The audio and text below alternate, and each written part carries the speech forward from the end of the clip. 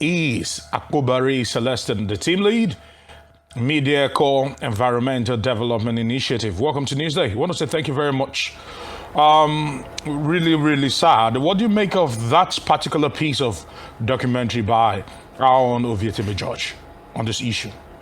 What you saw there is a crime scene.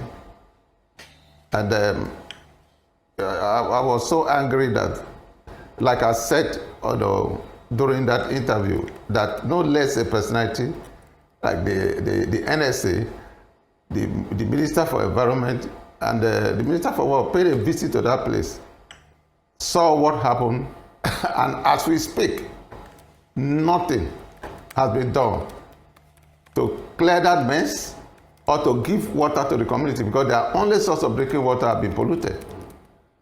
I'm not talking about food now. If you go to that place, you will see hectares of already ripe farmland that people were waiting for 9 months to harvest or burnt off. Nobody is talking about that. And a top government delegation paid a visit to that place, even if there was a third-party interference. But this one, there's no third party because it's a wellhead that has so much pressure. There is nobody that can go near a wellhead or to tamper. You can't do that unless your head is not correct. So to see that kind of thing with a JIV, confirmed JIV signed by all the parties that this happened as a result of corruption, and such government functionaries pay a visit to that place and not, I mean, that is the height of insensitivity. That is the height of wickedness of a government that should be there for the people. All what they are talking about is how to resume oil production. But that mess, as it is now, in fact, for Ribadu to go to that place, they have to bring in truckloads of substance like a red carpet for him to pass, because it's impossible. So they have the money to bring substance that they will work on, but they don't have the money to contain the mess that happened since, because this whole thing started on the 4th of August. They left it to escalate and cause a very big fire outbreak on the 15th.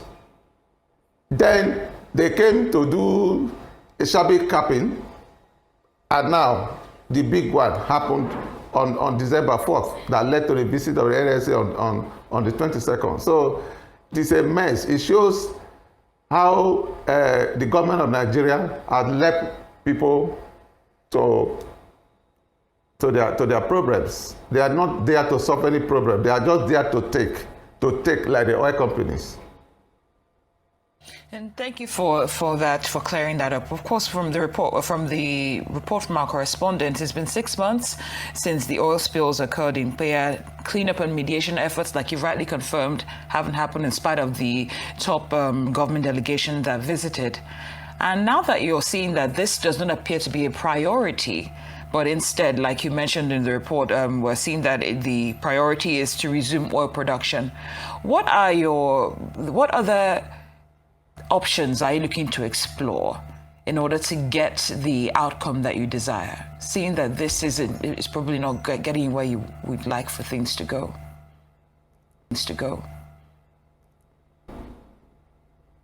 Well,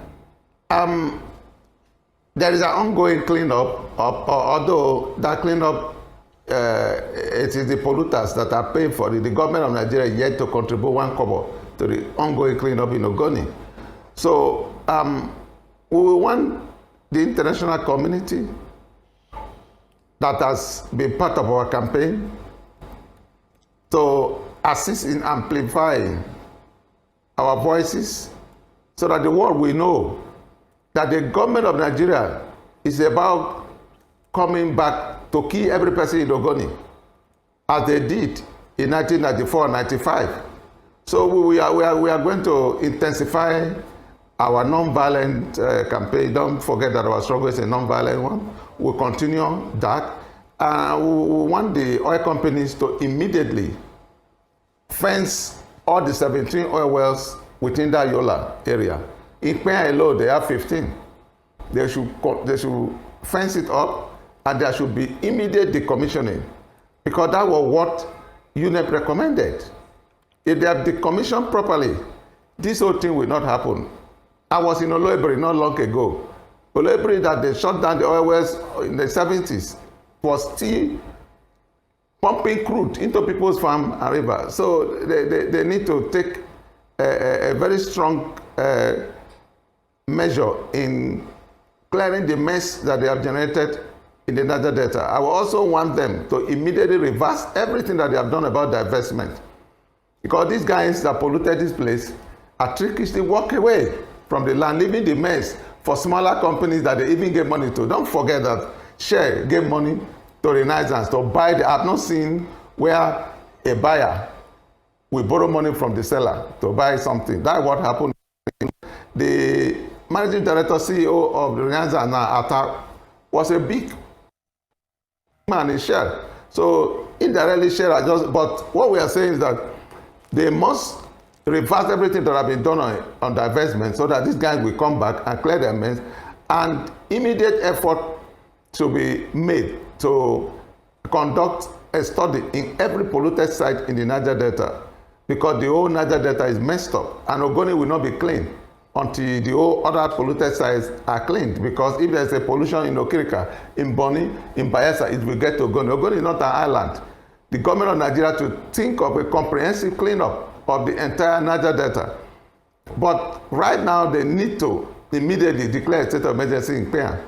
They provide water, provide whatever, and adequate compensation for community people. But we will intensify our non-violent campaign.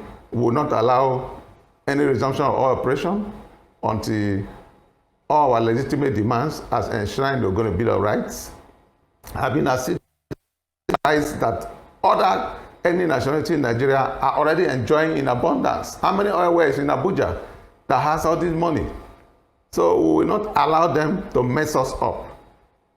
All right, I would like to find out from you, because we've seen this circus happen time and time again, and some have grown tired of it, because we saw when the then Vice President, Professor 𝐜𝐤𝐫𝐢, in a very, very grand ceremony, flagged off the cleanup. I don't think that has seen the light of the day. And like you've said, with Masob over the years and what you people are actually doing right now, there have been clamors after clamors. But we haven't really moved the needle. So, but two questions briefly. Do you think this will ever happen, that they will finally clean up the Ogoni land? And what do you think it will take to get to that point? Because at this moment in time, there are a lot of talks from both sides of the divide and little action. Well, thank you, Aaron. You know, Nigeria has been happening to people in a very terrible manner. Apart from the few cartel, the cabal that enjoy the goodies of this country, all Nigerians have been left. Ogoni is not a different part of this country. The same that is abusing the rights of everybody is the same Nigerian government that has kickstarted the cleanup. I can tell you, I was a member of the governing council for that cleanup, that, yeah, some very serious milestones have been achieved, especially at the current project coordinator, current Minister for Environment, Balarabe. But the problem is that the $1 billion that UNEP report recommended was supposed to be for the first 5 years of $200 million per year. But right now, it's about 10 years. By now, they're supposed to have entered the second phase of this. The real money for the cleanup would have been put on the table. What they gave them was $1 billion take-off grant. The cleanup will take 35 years. That is the recommendation. So we are expecting that the government, okay, the $1 billion is going, come and bring money, or to put money on the table. Mr. AkpoBari Celestine, I want to say thank you very much for your time. It's unfortunate we've actually run out of time. And certainly this is a developing story that we'll continue to follow, track, and report about. Thank you very much for your time.